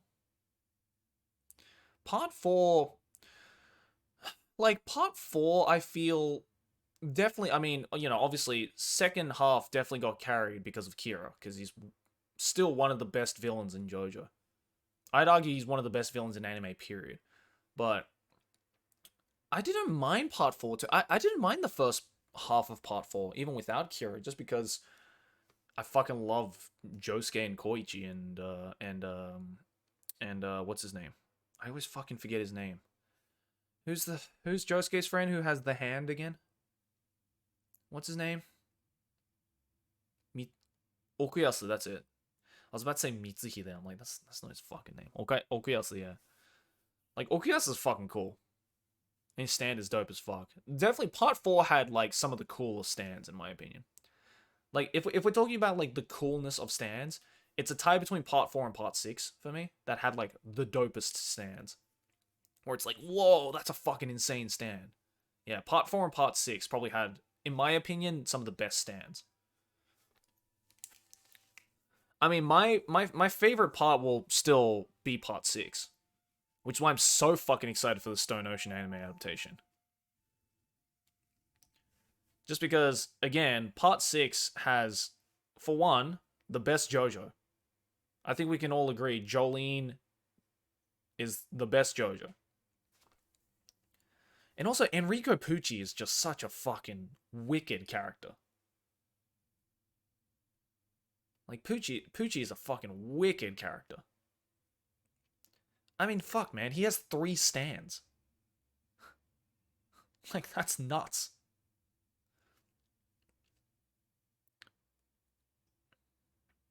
Yeah, I mean, dude, the character designs. If we're talking about, like, character designs, people were shitting their pants on the character designs of part 5. Dude, if you thought part 5 had drip, part 6 has drip. Like, all the characters in part 6 look so goddamn good.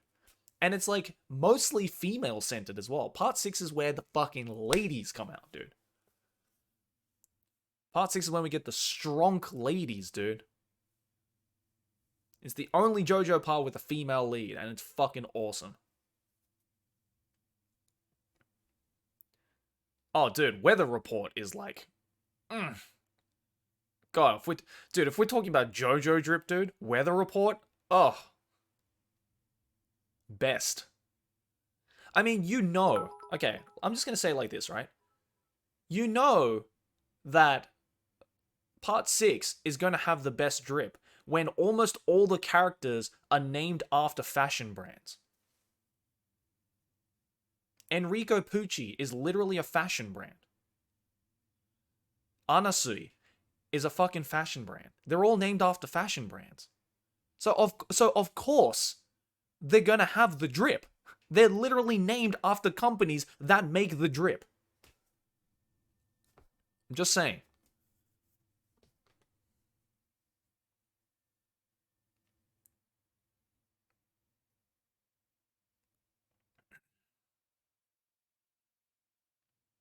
Drip Ocean. Oh yeah, dude, and Foo Fighters is a fucking cool character too.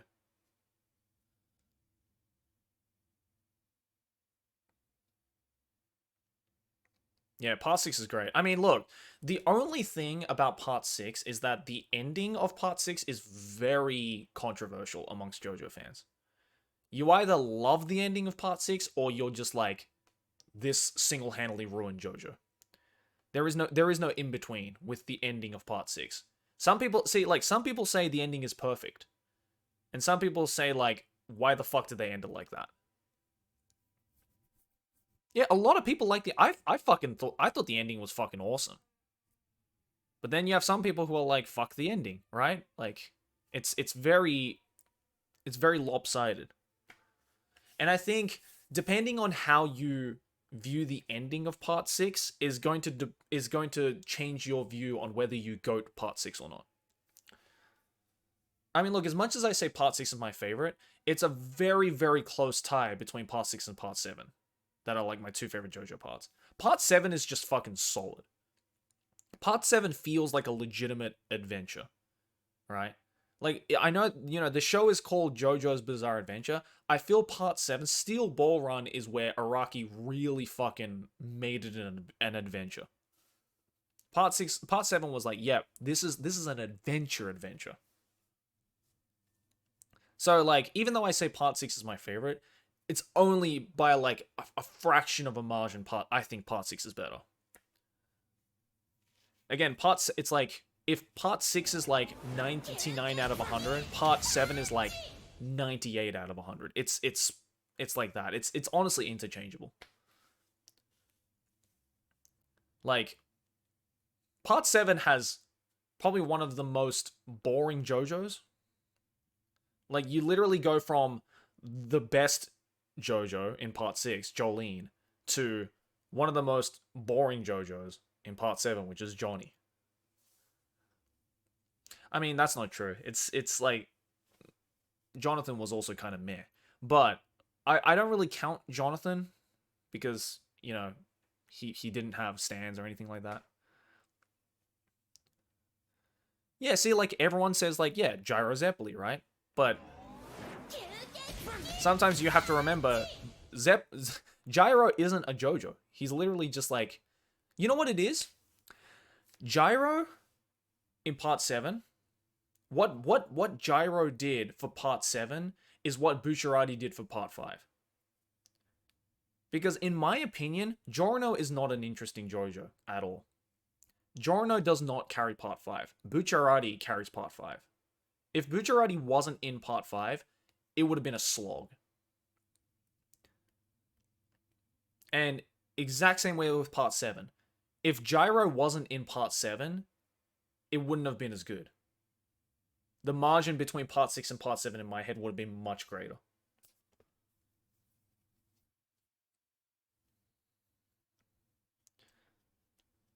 But, I guess that's like the good thing about Araki, right? Is that, like, he can write some really fantastic side characters.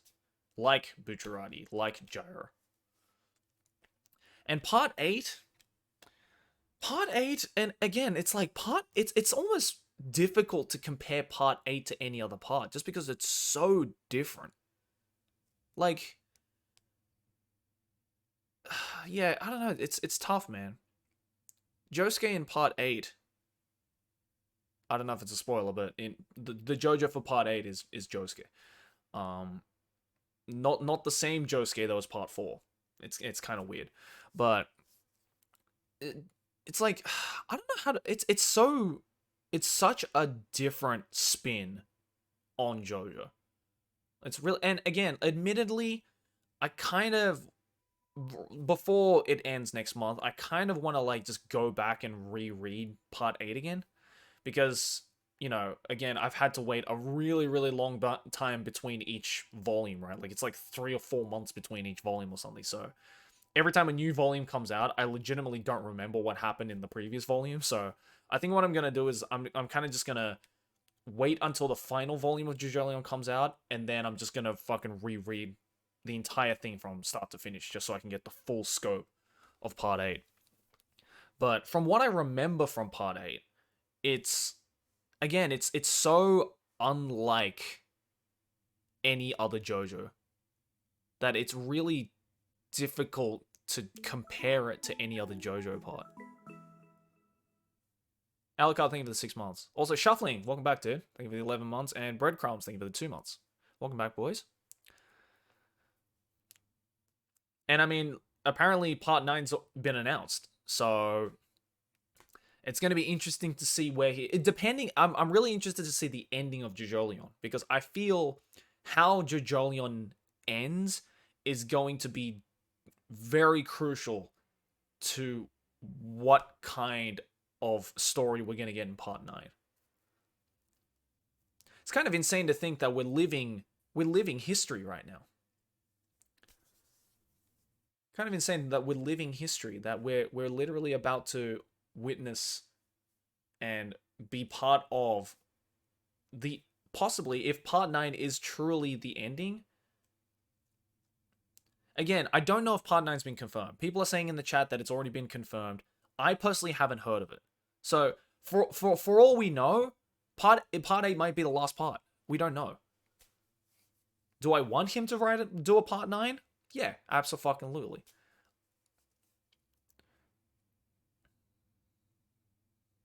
But it's gonna be cool to see if he does a part 9. Don't know. Again, I wouldn't be surprised if part 8 is going to be the final part. Because again, Araki's already in his 60s.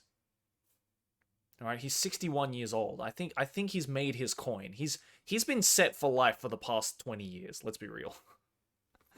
he could have retired at the end of part 6 and he probably still would have been good. And like, you know, it took him 10 years to finish Jojo. So, you know, admittedly, if he does do a part 9, he'll be in his 70s by the time by the time part 9 ends.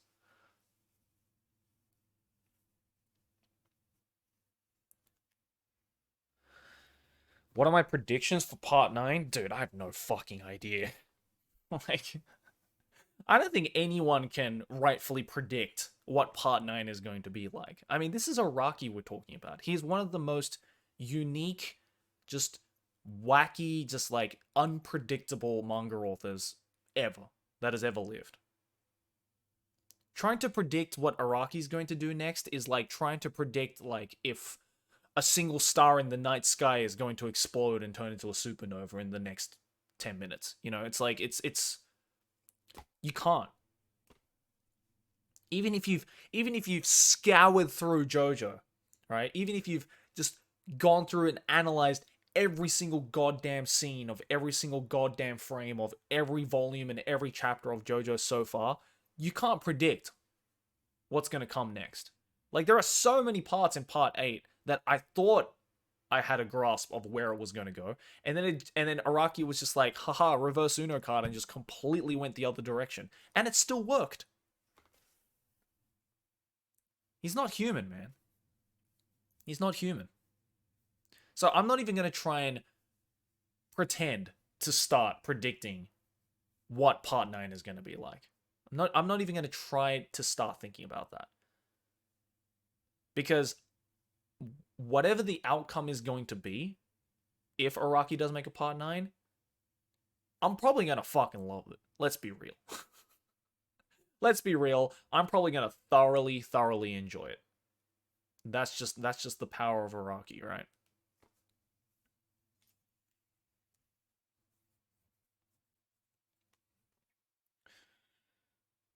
Araki's imagination is wild. Yeah, exactly, dude.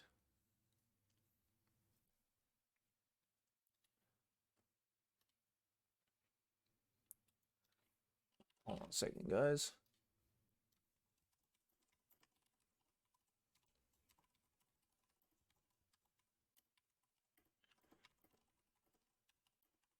Just gonna type a message.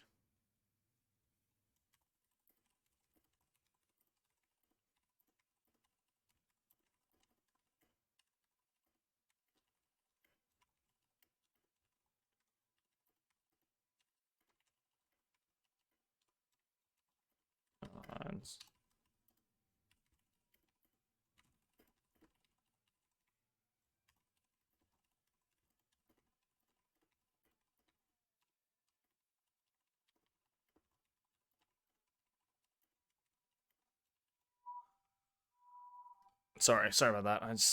That's a message I had to it was an important message I had to type back.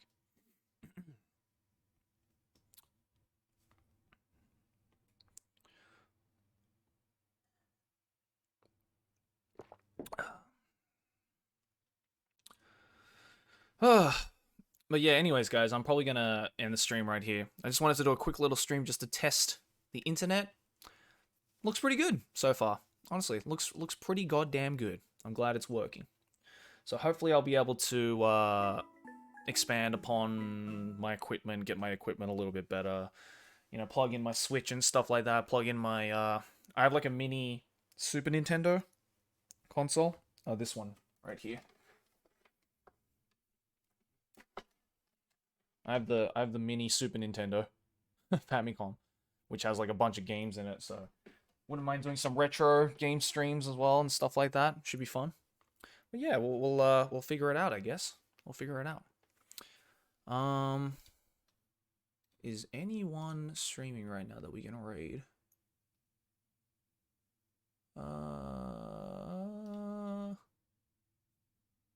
Oh, you know what? My buddy Retro Gaijin is streaming right now, so he raided us last time. So you know what? I'm gonna return the favor. Whoops. Hold on a sec. Sorry, guys. Let me